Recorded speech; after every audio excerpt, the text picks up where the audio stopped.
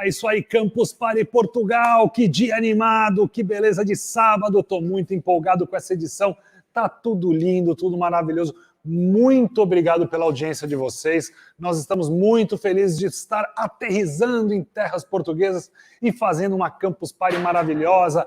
Muito obrigado a todos vocês, está uma delícia fazer esse evento aqui direto dos estúdios da Class Experience em Portugal. Muito contente com essa Campus Party Portugal. Hoje já estamos aí no terceiro round de palestras e vamos continuar avançando. A gente tem agora o Joaquim Norberto Pires, que ele é cientista e professor da Universidade de Coimbra. A gente tem também o Bruno Horta, nosso embaixador Bruno Horta, grande Bruno, que é Leading, alguma coisa que pulou aqui, Leading Executive Advisor na IDC Portugal.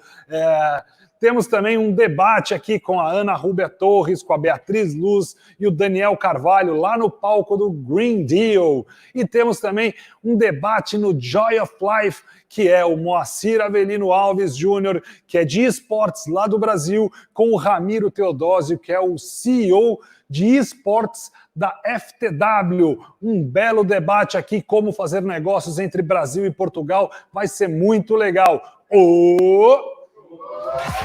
Alô. Grande Ramiro.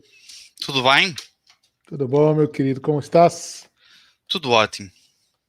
Que bom. Deixa eu aumentar minha câmera aqui. Mostrar minha espada de Excalibur. Aqui é assim, meu querido. Aqui o bicho pega. Será que a gente já está ao vivo já? Eu acho que sim. Eu acho que sim, né? Poxa, que também bacana. acho que sim.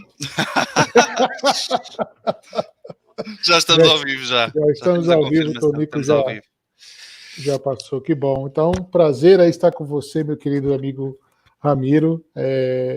E obrigado aí, Tonico. Nós estamos aí na Campus Party Portugal. Como é bom estar aqui com vocês, né? Primeira edição e assim a gente já está firme e forte, né, Ramiro? Fala aí. Sem dúvida alguma. Eu acho que tem corrido bastante bem. Esta edição, por aquilo que eu percebo, também teve de ser digital, atendendo à situação que vivemos no mundo, porque senão certamente estaríamos todos a festejar ao vivo e a viver esta edição ainda mais ao rubro e de uma maneira certamente bastante mais próximos. Mas atendendo às circunstâncias, bom, mais vale existir e haver alguma coisa do que não haver nada, não é? Verdade, verdade. Então vamos lá, Ramiro, vamos começar a nossa brincadeira aqui. Força. Eu queria saber de você, deixa eu te fazer uma pergunta, vamos começar já na provocação, que eu acho muito bom, né? Ok. O Brasil é bem forte o cenário de esportes, e nós estamos crescendo bastante. Eu tenho até aqui depois uns slides que eu quero passar, que aí eu vou mostrar como é que nós estamos aqui com a força, mas é sempre bom a gente perguntar como é que está o cenário na Europa. Eu conheço muito a Alemanha, porque eu trabalhei na SL durante 2 anos e meio aqui no Brasil, como CEO, e eu sempre soube que a Alemanha era muito forte, mas Portugal é algo que sempre ficou meio na incógnita. E você, Ramiro, como você é o cara dos esportes aí em Portugal, eu queria saber como é que está esse cenário aí. Sendo muito honesto, poderíamos estar melhor. Já estivemos pior. Portanto, acho que estamos a percorrer o caminho. Acho que em todas as partes do mundo, seja Estados Unidos, seja Brasil, seja em alguns países da Europa, todos nós passamos por fases de crescimento e neste momento ainda estamos a viver essas dores de crescimento. O facto de estarmos aqui um bocadinho na cauda da Europa acaba por nos colocar, não digo à margem ou de parte, mas muito honestamente acabamos por ficar, por vezes, reféns das marcas e dos outros países e da forma como é visto os esportes. Ou seja, temos a parte cultural a nível português, no qual existe ainda algum desconhecimento do que é que são os esportes eletrónicos, da população em geral perceber mais e melhor do que é que são os esportes eletrónicos e deixar de ser aquele bicho de 7 cabeças, não é? Temos, depois também não podemos esquecer que, ao contrário, por exemplo, do Brasil, em que vocês, enquanto país, têm, por exemplo, os centros de decisão das grandes marcas, não é? E há uma proximidade muito maior e uma visão toda pelo país. Aqui em Portugal vivemos um bocadinho do híbrido, ou seja, temos as marcas que têm representação em Portugal e que têm um poder de decisão a nível nacional, e depois temos as marcas, ou as agências, ou os community managers, ou os marketeers, que estão um bocadinho de reféns das decisões da Europa ou dos escritórios centrais. Sei lá, no Brasil, por exemplo, se tiverem uma grande empresa, sei lá, por exemplo, da área das telecomunicações, não é? Eles vão colocar uma estratégia nos esportes para todo o país, não é? Aqui na Europa, por vezes, aquilo que se vive muito é do regionalismo, não é? Portanto, as empresas estão sediadas numa determinada região, que criam um planeamento para toda a Europa, e Portugal, sendo um dos países com menor população, porque nós temos tanta população, acho, como a cidade de São Paulo, uma coisa assim de género, somos 10 milhões, portanto, sendo um país mais pequenino, as verbas são diferentes, a forma de investimento é diferente, a forma de ver as coisas é diferente, e por vezes até acaba por não existir propriamente uma grande distribuição para o mercado português. Acho que essas acabam por ser algumas das limitações. A nível estrutural, acho que temos vindo a crescer muito em termos por exemplo, em termos de eventos, seja da Comic Con, seja do Lisboa Games Week, seja do XL Esports, do XL Games World, do próprio Rock in Rio, que vocês têm aí 2 em 2 anos e que nós também temos cá 2 em 2 anos, também tem a área de esportes, seja do Iberanime, ou seja, em termos de eventos, eu penso que temos bons eventos, mas acho que falta muito, ou aquilo que eu sinto mais é as marcas olharem para este mercado e estarem nesses eventos de uma forma muito mais a sério, com um investimento diferente, com um budget diferente, com apoios diferentes, e acho que é isso que acaba por faltar mais nesses eventos, porque em termos da sua estrutura de eventos e da qualidade de eventos, se for preciso, até temos melhores eventos do que em alguns pontos da Europa. Depois temos as dores de crescimento, não é? Temos os bons players de mercado, temos os maus players de mercado, temos os players sérios no mercado e temos os players não tão sérios de mercado, mas naturalmente ao longo dos anos isso acaba por se fazendo a separação do trigo do joio e acabar por ficar, ou por prevalecer, os bons players de mercado, ou assim esperemos que continuem a ser. Acho que estamos num bom caminho. Apesar de 2020, como é óbvio, vai trazer aqui muitos transtornos, não só a Portugal, mas ao mundo inteiro, não é?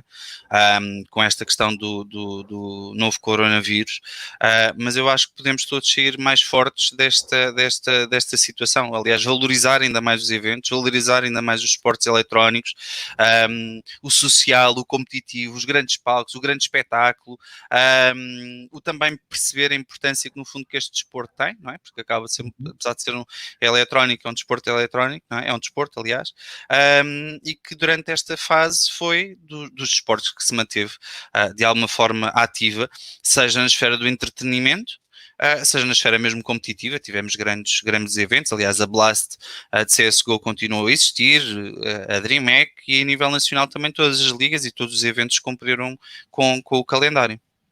Entendi. Uma coisa que eu acho muito interessante, Ramiro, que você disse, eu percebo que existem no mundo ações um tanto que dispersas, mais boas para essa questão.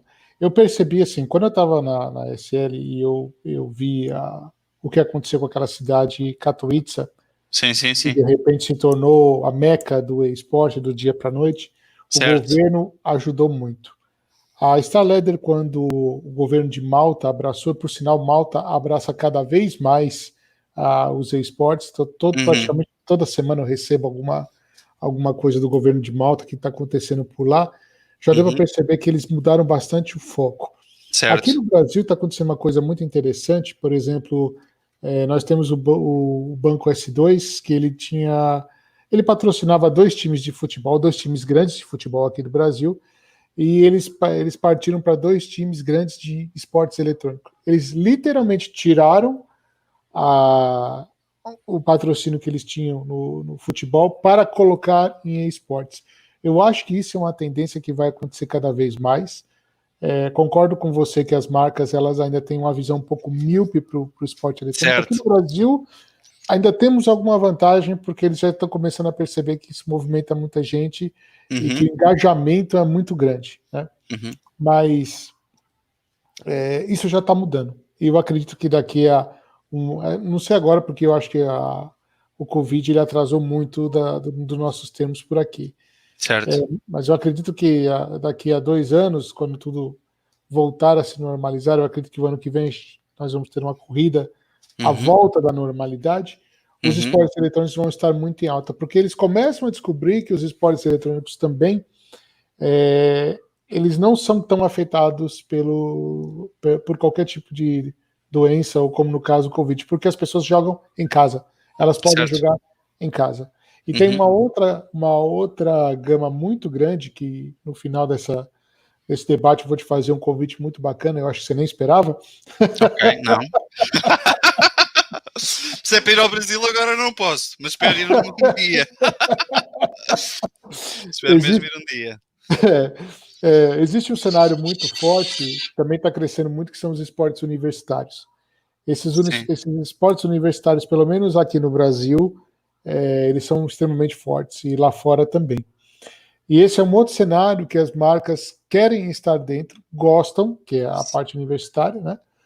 E que eles estão, pelo menos aqui no Brasil, eles estão olhando bastante. Então eu acho que isso é uma coisa muito boa que a gente está passando agora.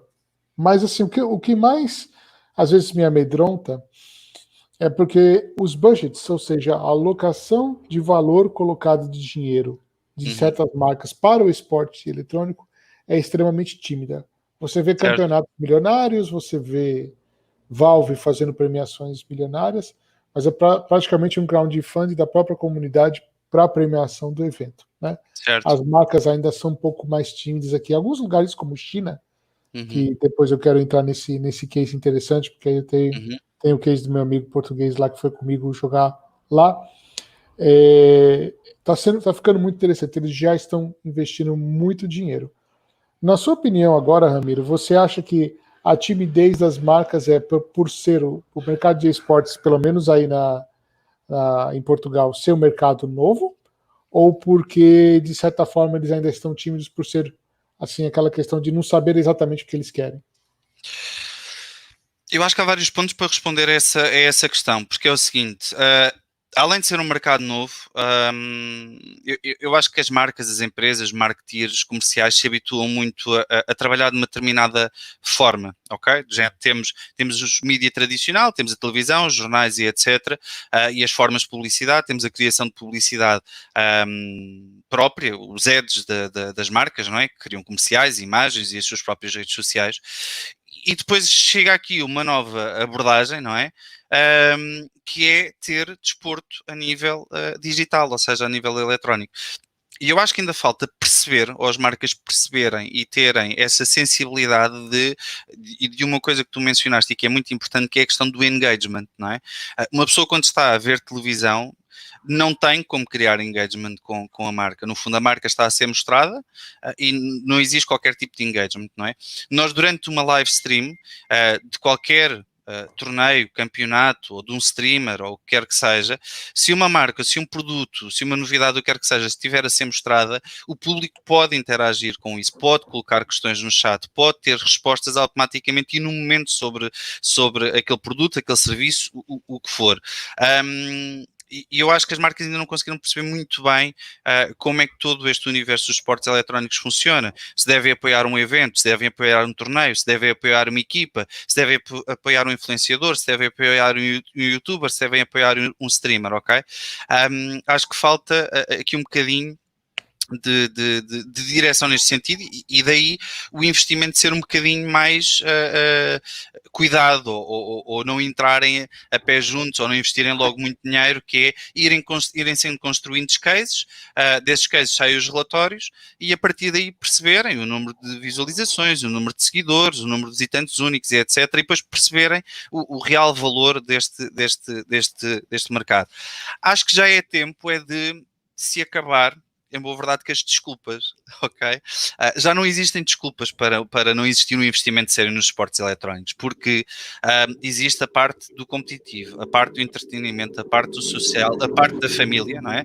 Porque temos, por exemplo, com a Nintendo Switch temos diversos jogos, e não só, com jogos de computador também se pode jogar entre pais e filhos, mas recordando aqui, por exemplo, PlayStation, o FIFA, na Nintendo Switch diversos jogos em que se pode jogar entre família, não é? Portanto, pais e filhos e avós e etc. E depois ainda temos uma área muito importante que é a parte da educação. Ou seja, isto são 5 vetores que, muito claros, que já não justificam a questão desta timidez na aposta dos esportes eletrónicos. Acho que a aposta nos esportes tem de ser cada vez mais transversal e uma visão muito, muito clara.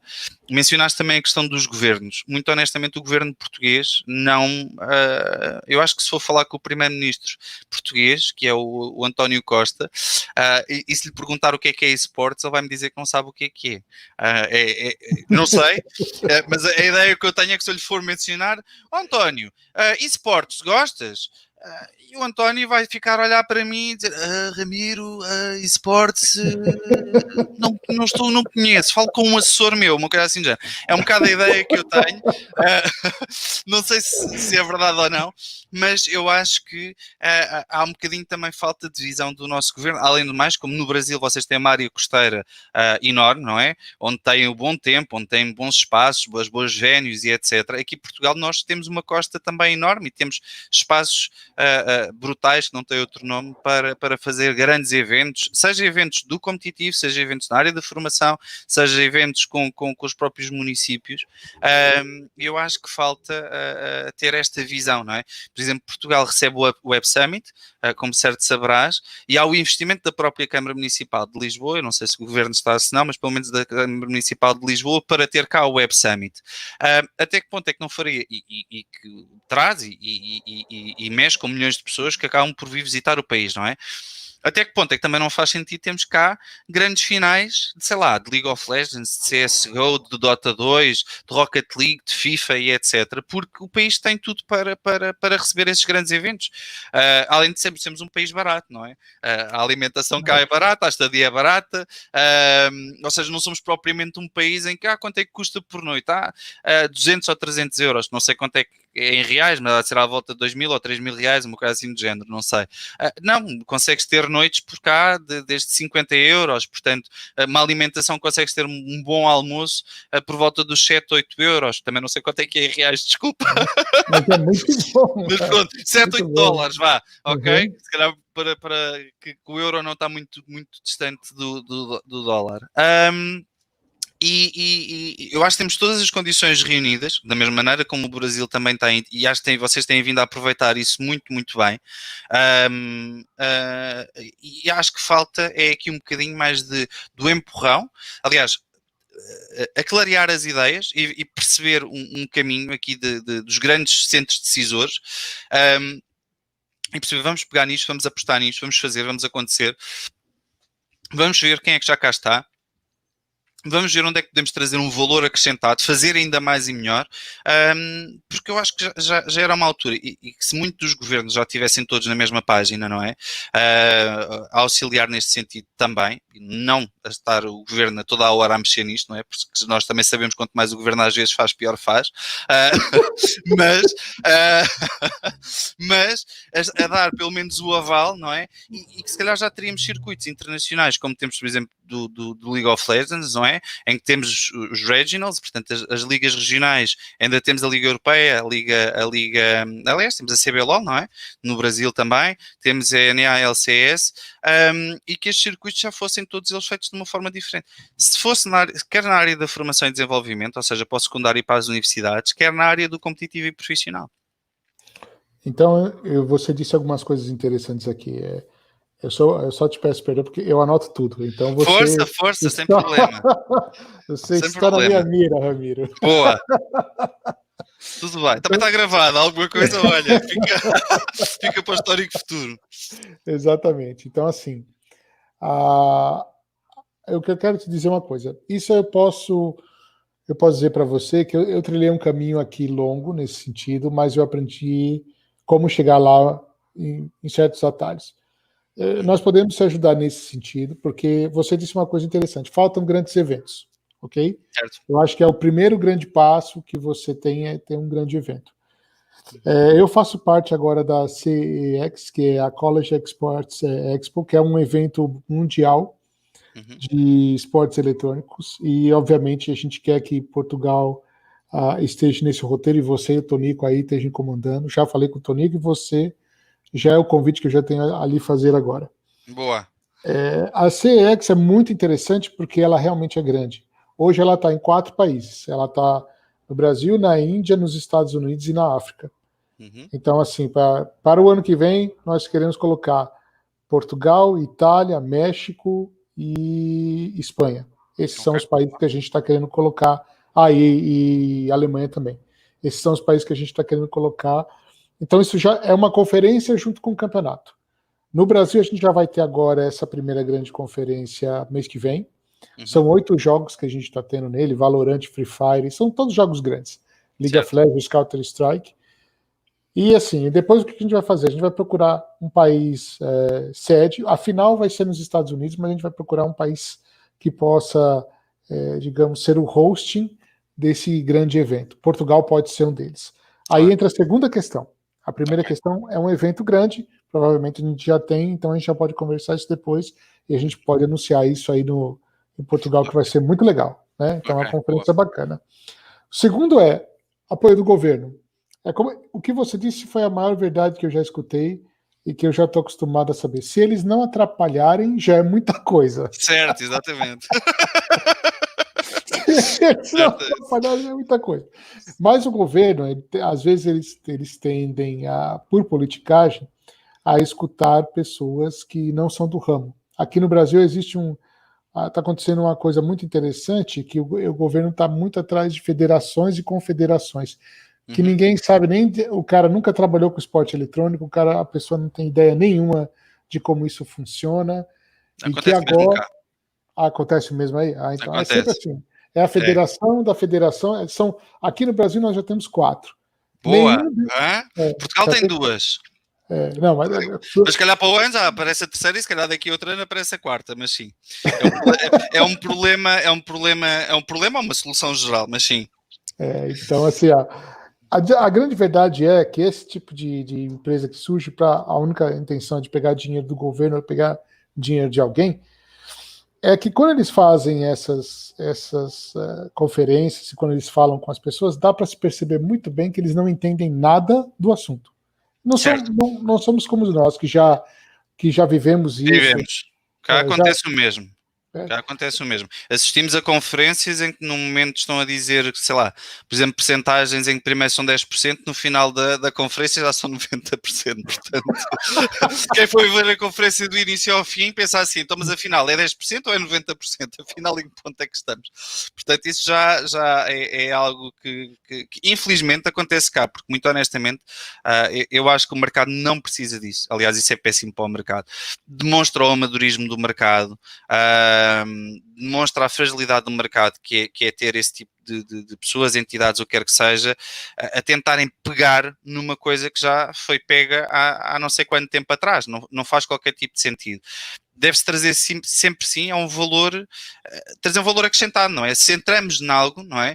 Aqui como por exemplo na Campus Party, não é? Com o Tonico chegámos a acordo e entretanto o que a FTW faz? Chegou e trouxe um valor acrescentado. Não foi destruir o Tonico, não foi mandar abaixo o Tonico, não foi ridicularizar o Tonico, não. Foi precisamente trazer para criar e trazer um valor acrescentado e fazermos mais e melhor em conjunto. Eu acho que isso é também uma falta de visão e acontece cá, que é pena. Eu também acho. Até vamos aproveitar essa sua pergunta. Tem uma pergunta aqui no chat do Ricardo Martins. Força. Vamos assistir a uma tendência de virtualização de alguns desportos? Lembro-me, durante o período de confinamento, efetuaram-se alguns jogos da Liga Portuguesa Online de forma virtual. O que é que você acha disso, Ramiro? Marcelo, eu acho que eu sou uma pessoa que apelo e é uma das coisas que eu falo muito dentro do meu clube quando temos reuniões com os jogadores ou com o staff ou quer que seja, e para perceberes a minha visão, que é, eu sou apologista do equilíbrio, ou seja, eu não sou apologista do do fim do desporto tradicional e agora só existir desportos eletrónicos. Ou seja, a questão de existir, e estou a pegar só na pergunta que é uma tendência de virtualização de alguns desportos. Eu acho que não deve existir tendência nenhuma de virtualização de desporto, absolutamente nenhum. Acho que existe espaço é para todos, existir um ponto de equilíbrio, sei lá. Nós podemos ter um Roland Garros ou uma grande prova de Fórmula 1 a decorrer e, se eu preciso, num dos espaços está a decorrer um torneio ou uma iniciativa com iRacing ou Fórmula 1. Nós podemos ter um jogo de futebol físico a decorrer num estádio e ao mesmo tempo estar, se preciso, no mesmo estádio a decorrer um torneio também de FIFA. Portanto, eu acho que há espaço e lugar para tudo. Acho que eventualmente alguns desportos podem vir a ter uma maior expressão pela questão da ligação ao desporto tradicional, neste caso o FIFA ou o PES, por causa de ser futebol associado ao futebol físico, NBA 2K de basquetebol associado ao basquetebol, mas não acho que seja uma questão de uma maior tendência de virtualização. Acho que vai haver um maior crescimento dos esportes eletrónicos. Isso é inevitável. Nós vivemos num mundo da tecnologia nos dias de hoje. Eu próprio, quando vou ao estádio ver futebol, felizmente normalmente vou para o camarote, portanto não tenho de estar sentado daquela cadeira, e eu não estou a ver o jogo o tempo inteiro. Isso é uma coisa que às vezes me irrita, é quando eu me lembro de ir buscar uma bebida ou de ir comer qualquer coisa, não é? De ir ao buffet, é quando marcam um golo. Isto já aconteceu. Mas o que é certo é que até mesmo quando vamos assistir, a não ser os ferrenhos, futebol, não se está o tempo inteiro a ver ou a assistir futebol, ou recebe-se uma chamada, ou responde-se nas redes sociais, ou falamos com a pessoa que está ao nosso lado, ou se estamos num camarote, vamos comer qualquer coisa no buffet, uma coisa assim do género. Portanto, eu acho que deve existir um equilíbrio e um crescimento muito claro de tudo, ou seja, valorizar sempre muito a importância do desporto tradicional, porque o desporto é importante. Aliás, Moacir, quando eu for ao Brasil, uma das coisas que nós dois vamos ter de fazer é dar uma corridinha, porque estamos a precisar, ok? Isto... Concordo plenamente. Isto, com esta fase da quarentena, nós estamos mesmo a precisar de dar uma corrida primeiro. Portanto, o desporto é importante e temos de valorizar. E também temos e acho que também existe espaço e tempo para os desportos eletrónicos. Eu acho que os dois podem crescer de uma forma muito, muito positiva. E temos visto isso, aliás. Eu não acompanho o futebol, mas acho que o Flamengo, há já o Flamengo eSports, não é? No Brasil. Sim. Não é? Portanto, os próprios clubes de futebol percebem a importância dos esportes eletrónicos e de também trazer pessoas ao estádio e que os esportes eletrónicos ou os videojogos acabam por unir e ligar as pessoas e trazer outras formas de entretenimento. Até lhe digo uma coisa interessante nesse sentido, Ramiro, que existe aqui está acontecendo muito no Brasil, é um crossover. Então, por exemplo, esse ano o Covid atrapalhou muito esses planejamentos, mas nós tínhamos cerca de 15 a 16 eventos presenciais já programados. Entre eles eram um jogo de luta, que a gente ia fazer junto do ringue da arena oficial, que era o WGP, que é um evento de kickboxing. Aí nesse evento a gente ia colocar game, já era a segunda vez que nós faríamos isso, porque já fizemos isso no MMA Experience, depois eu até mostro as fotos aqui, vocês vão ver que coisa incrível. Foi um evento fechado para 500 empresários, com o patrocínio da Harley Davidson, para você ter uma ideia.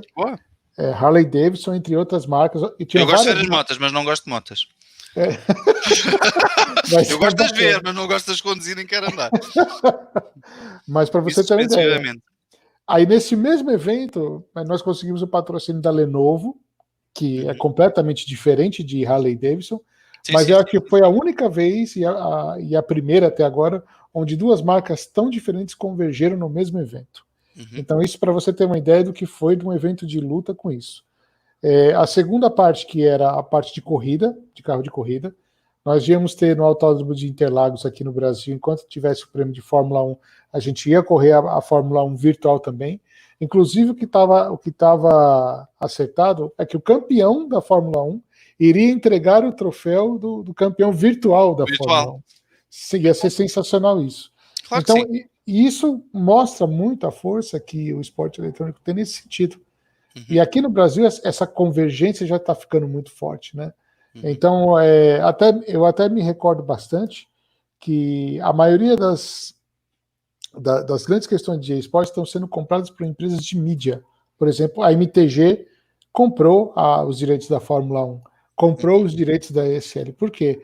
Porque é uma empresa de mídia, eles querem mais Claro. pessoas assistindo e sempre vendo a Mais questão conteúdo. dos esportes. Exatamente. Uhum. Então, isso está mostrando que os esportes eletrônicos, eles não vêm, eles vêm não somente com a questão do esporte, mas para somar outros esportes.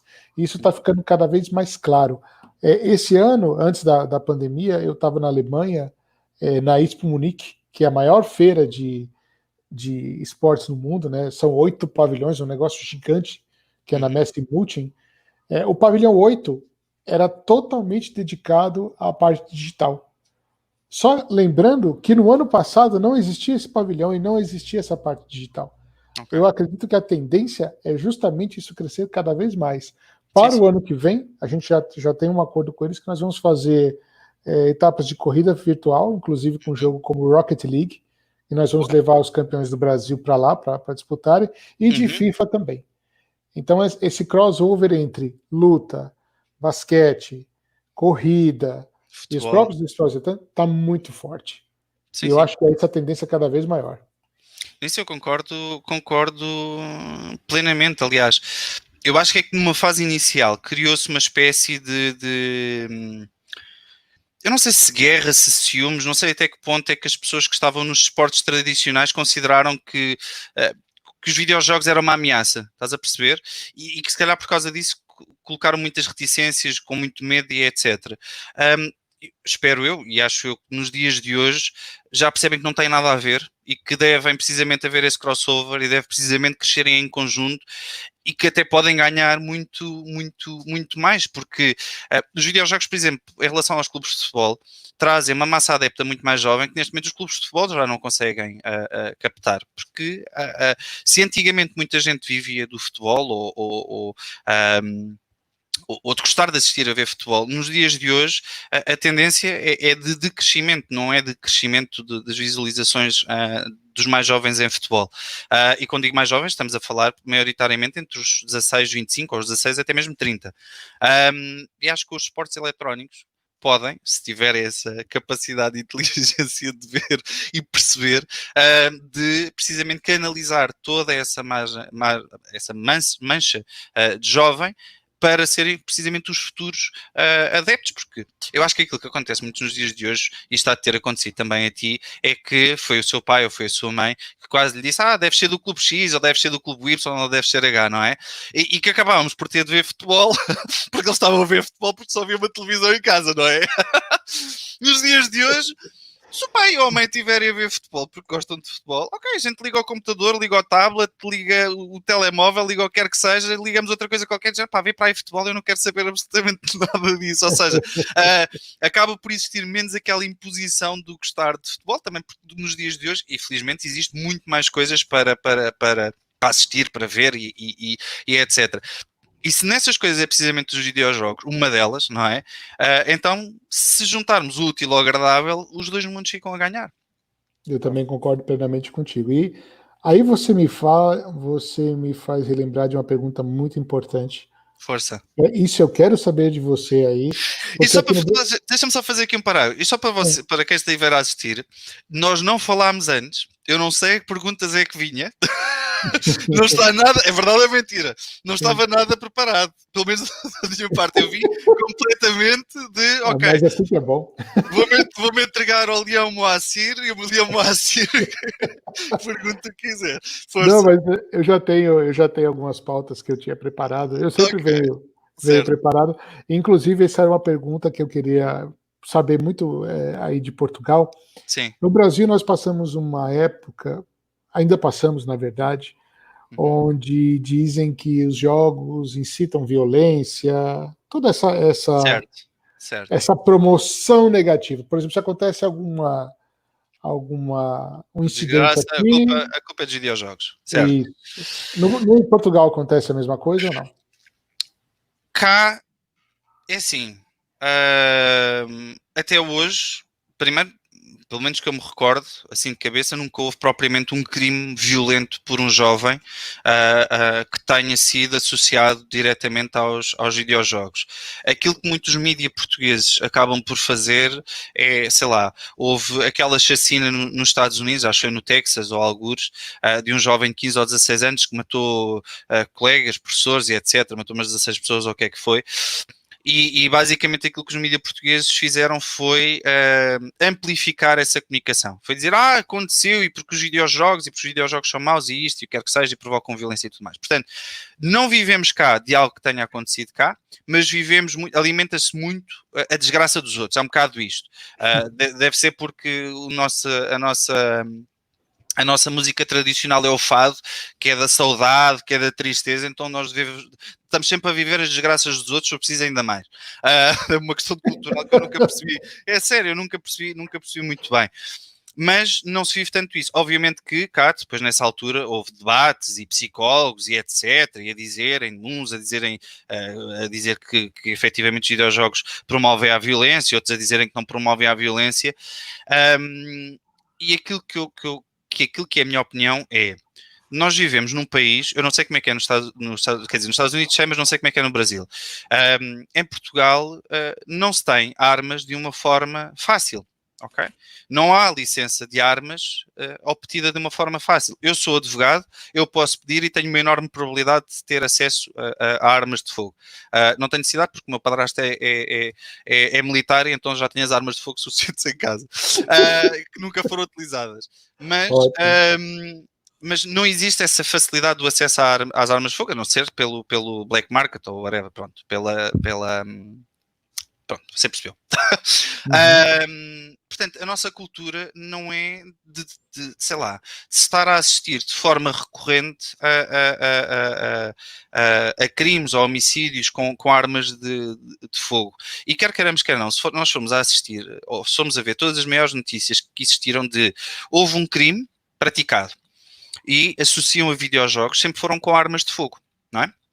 Ora, nos Estados Unidos qualquer pessoa pode ter uma arma. Por aquilo que eu percebo, aquilo chega, se compra, está feito e acabou. É só preencher um papel, portanto há um acesso, nem sequer é preciso ter cursos ou forma de manusear, ou quer que seja, por aquilo que eu percebo, do acesso à arma de fogo. Portanto, eu acho que desde logo aí o próprio governo está a incentivar a violência, não é? Aliás, vendo agora até mesmo a campanha do Donald Trump e etc., que já está a começar, uma das coisas que eles dizem é, os democratas querem nos tirar as armas, nós não vamos deixar que nos tirem as armas.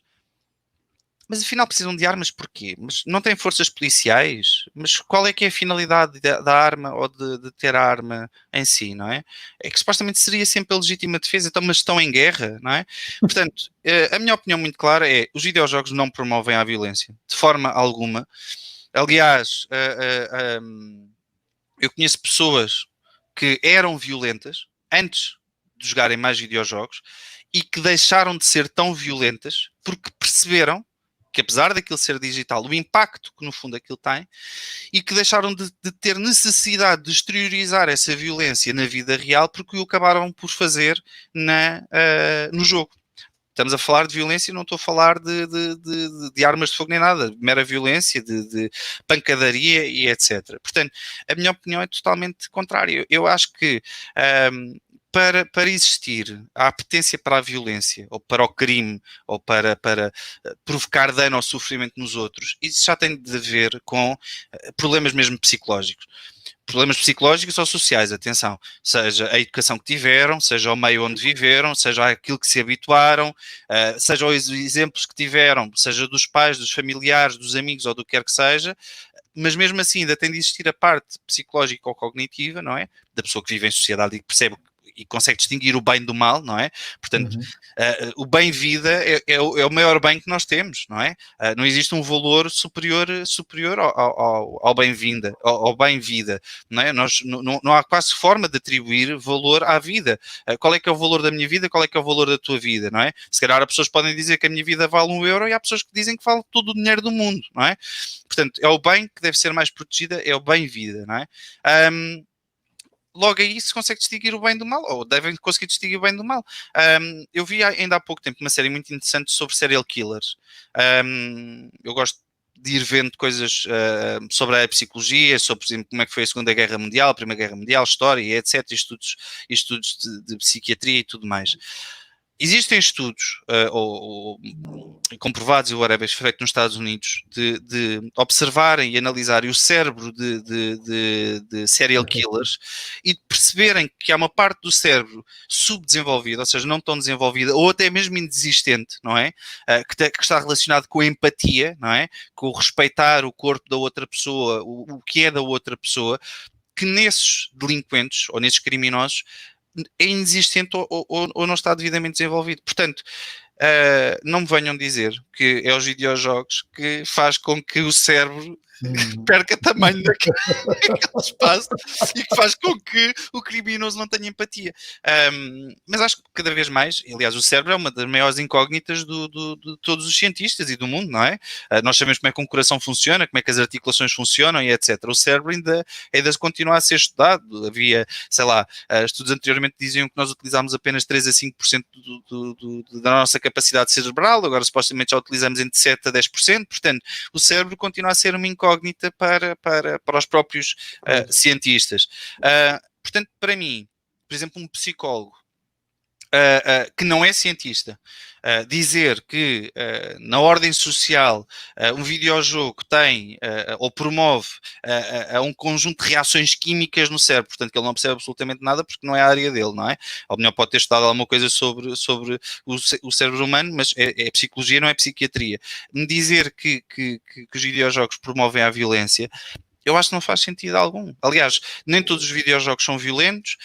Se vamos por aí, se os videojogos provocam violência, então digam-me qual é que é o filme, e às vezes até mesmo em desenhos animados, onde não há sangue, não há ciúmes, não há inveja, não há assassínio, não há mortes, não há qualquer coisa do género. Aliás, das séries mais, recordando até das séries mais famosas, não é? Até da atualidade, Casa de Papel e Game of Thrones, durante a série toda existe violência, armas, sangue, mortes. Então, mas afinal, os videojogos, não é? Os videojogos são bonecos animados, promovem a violência. Então, mas e as séries violentas? Eu não considero violento, mas pronto, violentas.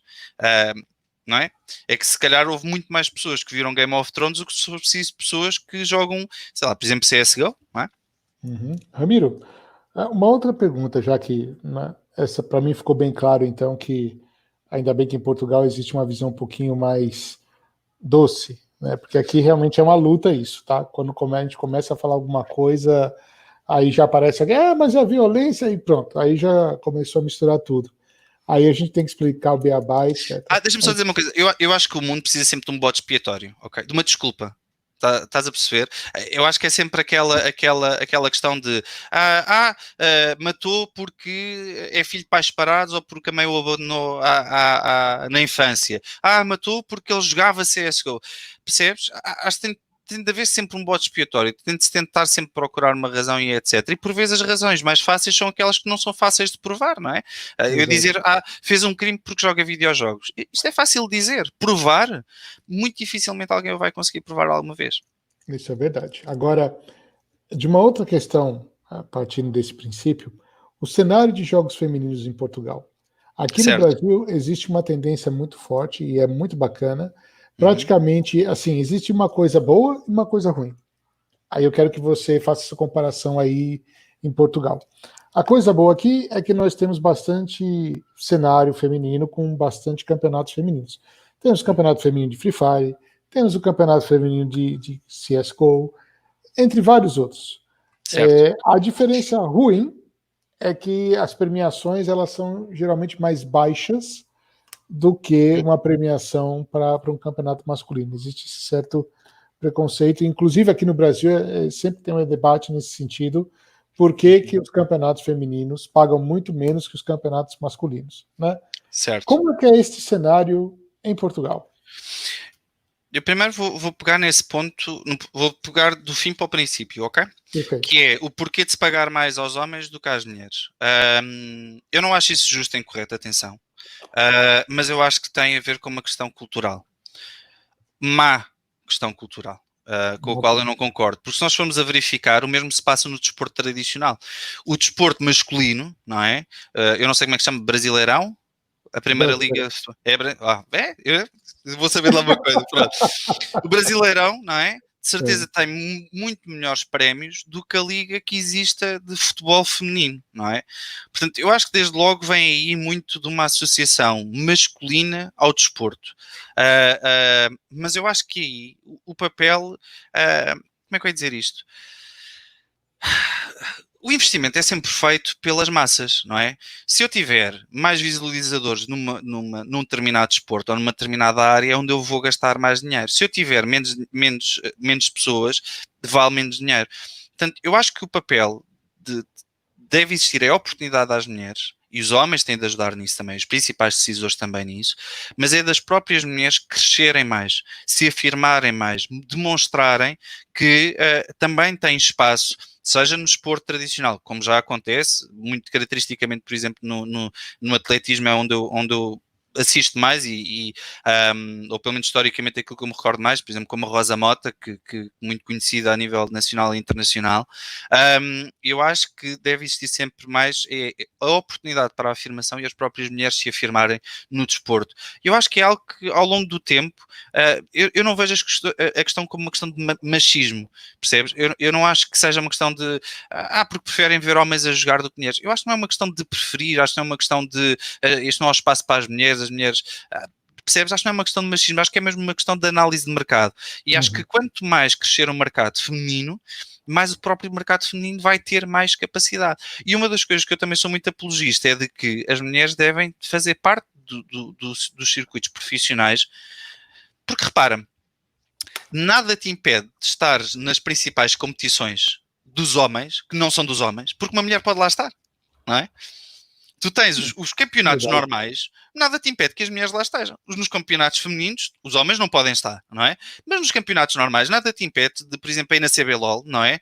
De teres uma ou várias, ou os que forem, mulheres a jogarem competitivo na CBLOL, não é? Portanto, eu acho que é precisamente, tem de se afirmar na sua qualidade, na sua capacidade, porque eu, enquanto CEO de um clube, se chegar ao pé de mim uma gamer feminina e disser eu sou boa jogadora, quero testar na equipa, e se efetivamente for boa, eu vou contratá-la. Não é por ela ser mulher que eu não a vou contratar. Percebes? Eu acho que existe mesmo esta necessidade das mulheres crescerem mais nos esportes e não propriamente uma questão de machismo. Em Portugal não existe campeonatos femininos, não existe grande cena feminina, ou seja, não existe propriamente... Também há aqui uma coisa que nós temos que perceber, não é? O Brasil tem, eu não sei, mas 200 milhões de habitantes, julgo eu, certo? Pronto, ou seja, são 20 vezes mais do que Portugal. Portanto, isto também para justificar aqui alguma... fazendo se calhar aqui comparação, imagina, se no Brasil existirem cerca de 2.000 gamers femininas ativamente a jogar, então por proporção, por uma regra de 3 simples, em Portugal serão, eu sou péssimo em contas, mas serão 20, não é? Qualquer coisa assim, as contas, não é? Portanto, se aí pode ser grande, por temos 2.000 mulheres ativas nos esportes no Brasil a competir, não é? Então proporcionalmente pelo índice populacional, então em Portugal só temos 20. Não é? Agora, eu acho que há de ser um caminho que também cá vai ser percorrido de alguma forma. Temos equipas temos clubes com equipas femininas que infelizmente nunca alcançaram grandes resultados, mas eu gosto muito de fazer a integração das mulheres nos esportes. Aliás, fazemos-lo principalmente nas nossas atividades de comunidade, com as nossas streamers, com iniciativas com as nossas streamers, seja a jogar, seja a aprender, seja ao mero convívio, e porque eu acho que é a partir daí que se desmistifica um bocadinho. Eu já fui criticado por no meu clube termos mulheres como streamers, ou às vezes darmos mais shot a mulheres, quer dizer, nós somos preços por ter como preços por não termos. Se não tivermos, somos machistas. Se tivermos, é porque estamos a aproveitar delas. Isto nunca dá para agradar a ninguém, pronto. Mas aquilo é assim, pronto, é lidar. Aquilo que é a minha visão e que é o caminho que a FTW tem percorrido, que é, quanto mais a FTW expor as mulheres a jogarem videojogos, a fazerem streaming, etc., mais normal vai ser. E estamos a falar de streamers, chegou a 300, 400, 500, 600 pessoas por cada live, não é? Portanto, quanto mais normal isso acabar por ser e quanto mais elas transmitirem precisamente essa essa ideologia, essa forma de estar, mais facilmente as suas fãs, não é? Vão jogar com elas, podem competir e etc. Porque se eu chegar, por exemplo, sei lá, uma equipa de 5 raparigas gamers, não é? Chegam, nós somos agora as campeãs de CSGO, somos muito boas. Ok. São apenas 5. Não é? Não marcam a diferença, não é? Se eu preciso de uma streamer feminina que joga e demonstra que pode, sei lá, chegar a uma Elo, a Diamond em League of Legends,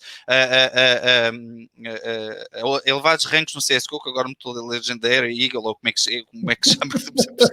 Isto é tanto rank como uma pessoa chega lá. É?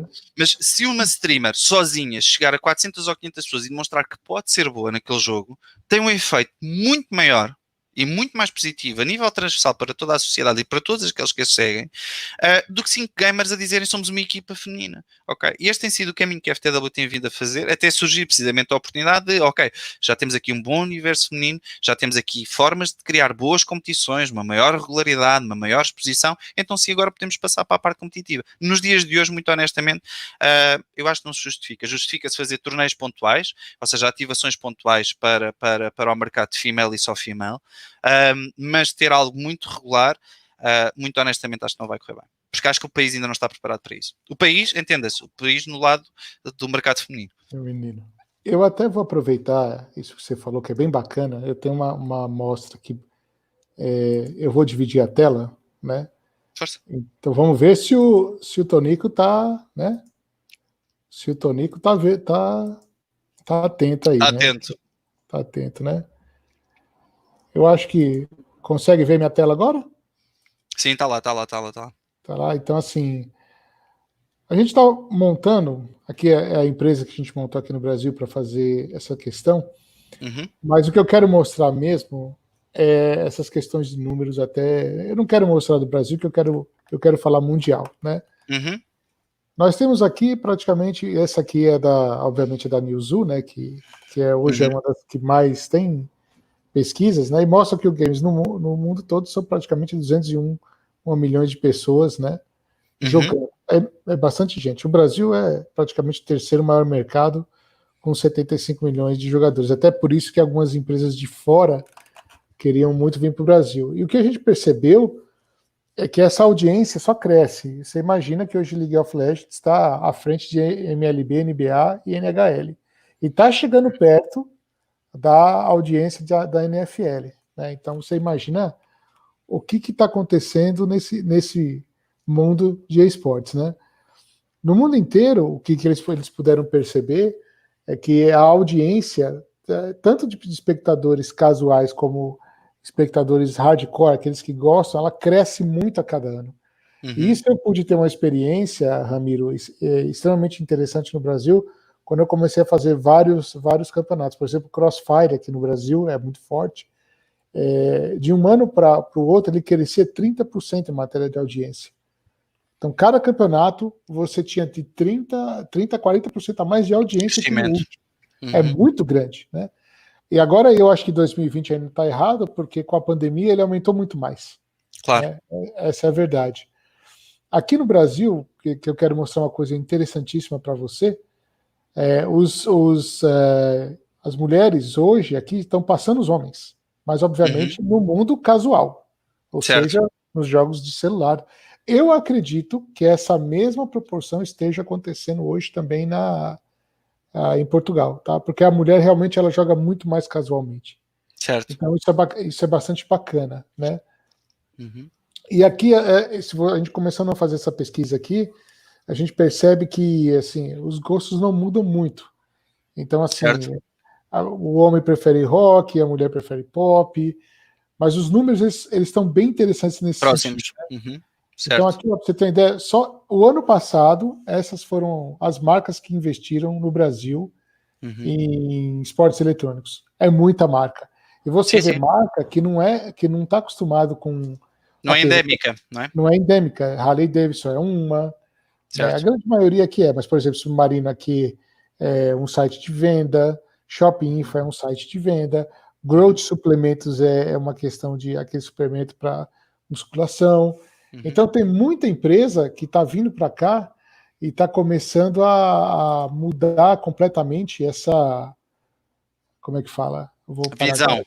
essa visão, entendeu? Oi, assim com a câmera estamos mal. Sim. Dar um jeitinho. Oi! Assim já está bom. Então, estamos bem, né? Estamos bem. Então, tá muito interessante esse mercado no Brasil, né? O Tonico aqui acabou de nos avisar que nós só temos 5 minutos, né? Então, provavelmente aqui agora serão nossas despedidas. Sim. Mas eu acho que foi um papo muito bom. Pena que uma hora... Passou tão rápido. Passou rápido. Quando a conversa é boa, passa rápido, não é? É verdade, é verdade. Então, assim, minhas considerações finais até, Ramiro, e meu convite é a CEX está vindo. Esse ano ela já tem no Brasil, ano que vem o convite está feito a Portugal. Vou colocar você, Tonico, para a gente conversar com Kevin Mitchell, que é o CEO lá dos Estados Unidos. E a gente pode trazer esse campeonato forte aí também para Portugal, tá? Isso já não é nem um convite, já é praticamente uma ordem. Pronto, ok. Pronto, ok. Muito obrigado. E eu agradeço e vou acatar a ordem. Pronto, não há problema nenhum. Muito bom, muito bom. Não, agradeço. Acho que é precisamente que isso é importante. Aliás, nós vivemos numa época em que se fala muito de racismo, xenofobia e etc. E eu acho isso tudo detestável, porque eu sou contra qualquer tipo de discriminação. Eu acho que são os principais decisores, não é? Como o Tonico, como você, como eu, que temos de mostrar precisamente ao mundo que somos seres humanos, ponto, acabou. Branco, preto, chinês, brasileiro, português, italiano, não interessa, somos seres humanos e acabou, e que em conjunto, precisamente como seres humanos, trabalhamos e podemos fazer muito mais, trazer muito melhor e fazer... um bem geral e acabar, eu acho que todas as pessoas que são racistas ou xenófobas, acho que são simplesmente pessoas que não têm vida própria e então têm de arranjar uma desculpa qualquer para dizer que são qualquer coisa, porque no fundo, em boa verdade, não são nada. São os meros frustrados da vida, sem qualquer tipo de princípios, nem valores, nem educação, nem absolutamente nada. Portanto, eu acho que este tipo de iniciativas a nível internacional, aliás, nós, FTW, em título particular, tento trabalhar muito com Espanha, tento trabalhar muito com uma questão de proximidade, como é óbvio. Aliás, nós ainda agora há pouco tempo recrutámos um jogador brasileiro, o Cled, que é de Hearthstone e está a competir por nós e é do Brasil. A minha visão sempre foi muito de FTW pelo mundo, dentro das nossas capacidades, como é óbvio, e agradeço muito o convite. E é um prazer ter esta entrevista contigo. A nossa reunião antes foi uma reunião muito curta, porque eu estava com muito pouco tempo Ramiro, você vem fazer um convite e fazer uma conferência comigo. Sim, ok. Qual é o dia? Não sei o quê. Ok, pronto. Por mim está bom. Já está? Tá, já está. Pronto. Tudo. Pronto. Foi isto. Portanto, mas é assim que as coisas funcionam. Sim. Esta é a primeira vez que estamos a ter uma conversa. Não toda outra vez foi uma mera introdução. Portanto, muito, aquilo que posso dizer é muito bom. Muito obrigado. E de certo vamos fazer coisas interessantíssimas e muito e melhor, seja pelos videojogos, seja pelo próprio mundo. Para mim, igualmente, foi um prazer estar aqui. Obrigado aí, Tonico, Ramiro, um prazer falar contigo. E agora, meu amigo, é pôr a mão na massa e trabalhar, porque eu vou fazer você trabalhar. Bora. Eu já estou habituado a trabalhar. A minha vida é trabalhar, portanto. Just another day in my life. No problems. É verdade. Então é isso aí. Obrigado aí, Tonico. É contigo, meu querido. Obrigado a todos aí da Campus Party Portugal. Foi um prazer estar com vocês, viu? Até breve. Aliás, eu volto às 9h30. Às 9, volto às 9. É isso aí. Um abraço. Eu vou ver se eu fico depois até lá para assistir você. Obrigado. Muito obrigado.